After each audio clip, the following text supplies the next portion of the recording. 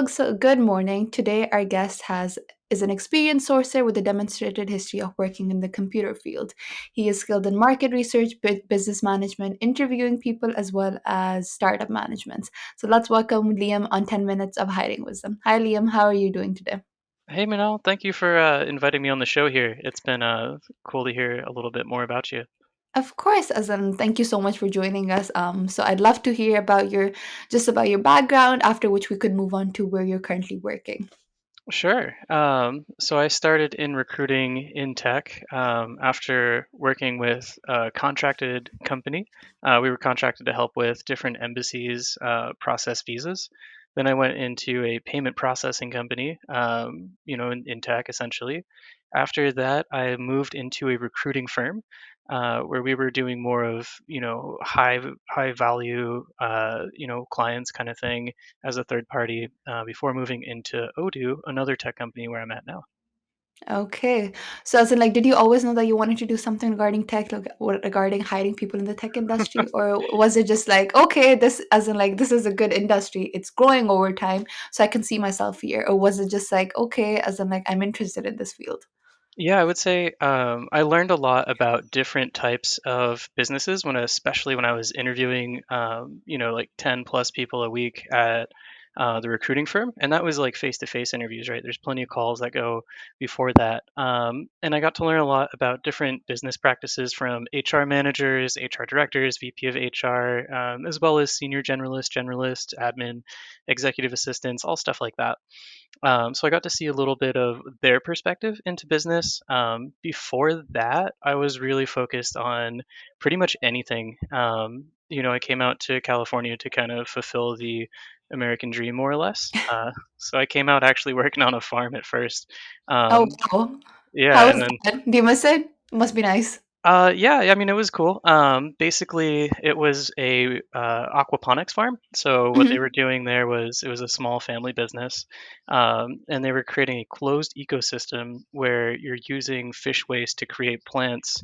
Interesting. And then your plants are like your filters for your fish, and it was like a whole life cycle. It was pretty Wow. cool. It sounds amazing. So, wow, you've had an interesting journey, like especially because you went through different transitions and you were like, okay, this is where I end up at. So, can you tell us about the company that you're currently working at? Like, yes, it's a tech company, but can you elaborate on a little more on what it does? Of course. So Odoo is a business to business platform. Main competitors would be something like SAP, Oracle, Salesforce. Our main competitive differentiator between all of them is, there's 50 core apps. You can start pretty much anywhere. You don't need to start with a specific app. It's up to the business owner to decide. And then obviously we're open sourced. So what that means is essentially we're able to create a culture of users who can share what their internal processes are, how their implementations are, and what they're doing. So you have industry specific and employee size specific for these small, medium sized businesses that are continuing to grow, and then share that process with each other. So while there's 50 core apps, there's 30,000 and growing backend modifications. Wow, love it. So, it's a very customer centric approach where it caters to each of your client, which is something that's very different. So, that sounds amazing. That sounds definitely amazing, especially because you can be creative in those processes as well. Absolutely. And I think there's, So, wow. the whole forum section and stuff for them to chat about it and share ideas. Yeah, I think collaboration brings out the best in people and best in different ideas because you can work with different people, and I can definitely see why, as in like you like working here, especially for this company. So I can, yeah, it's amazing. Sounds amazing. Sounds definitely amazing. So can you tell us about Liam? Can you tell us about what your company is hiring? What specific roles are you looking for, and what kind of skills are important? Of course. So I'd say we're kind of at a point now where they're like higher infinity. We've basically seen numbers grow, pretty much like aiming for 70% headcount increase year over year. Right now we've got more leads than we can essentially handle, so we're having to like kind of filter back, both on like the sales side where those leads come in, and then also on our implementation side. Um, so essentially, the way a customer might implement, they've got three different options. First is they can do it on their own. They can watch some videos, and if they feel up for a challenge, go for it. That's totally fine. You're not paying for any implementation costs if you do that. The second way, which is kind of recommended, if you don't have a technical team, you can have somebody jump in as a business systems analyst, and they'll do an implementation for about 2 or 3 months. I would say that's probably our most desired role right now. So if you're interested in implementations, client focused, handling a couple month long projects at a time, that would definitely be something that we're looking for in people. Typical things you might need there would be like SQL, for example. And then on the flip side is also tech support, which is short-term problems, or on the sales side, obviously, for both direct and partnerships. Okay, so definitely a lot of skills and everything. And according to you, if someone would want to work with your company, what is something that would make them stand out and you'd be like, okay, this is the person that I want in my team. This is the person I can see myself working with. Like usually companies have a lot of organizational fit and everything. So what is something according to you that would make a person thrive in Sure. your And that's company? something that we ask people who've been with the company for a couple months, like 3 to 6 months. And we say, hey, what would you tell new hires about? And essentially the first thing they usually say is be curious. Don't expect to be an expert in everything. We work with everything from supply chain consulting all the way down to, accounting, all the way to sales, marketing.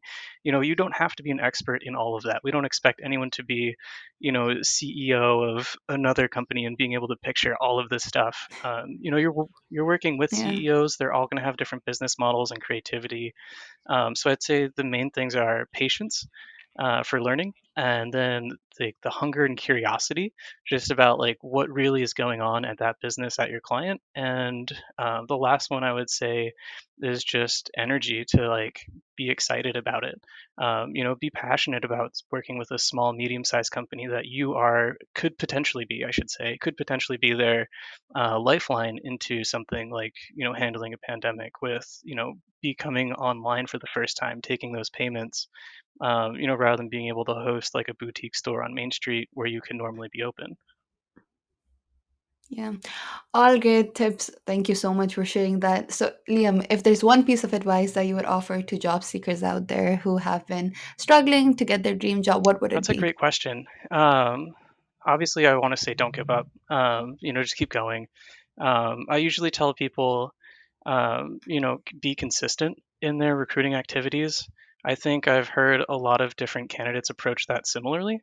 But one of my favorite things that I heard on the phone one time when I was following up with somebody, just to say, hey, how's your job search going? I haven't been in touch with you in a minute. And she said, I'm doing these 5, 4, 3, 2, 1 thing.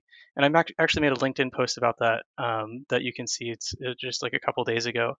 But she'll do something like I'll apply to 5 jobs, then I'll reach out to 4 people on LinkedIn, then I'll try to call 3 people, if not email 3 people that I didn't talk to already.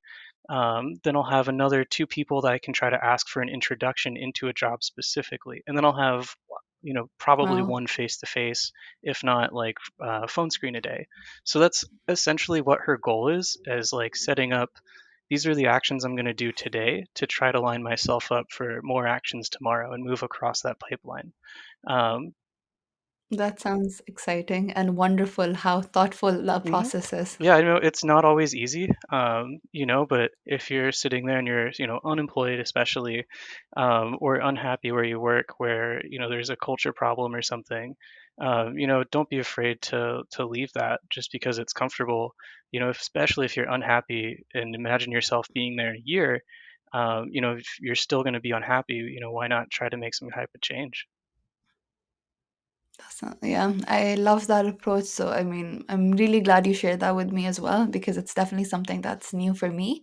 So, thank you, Liam. Thank you for sharing your insights. Thank you for sharing about your journey. And thank you for sharing about your company's organizational culture and how a person, if they do want to apply with your company, what would make them thrive in it.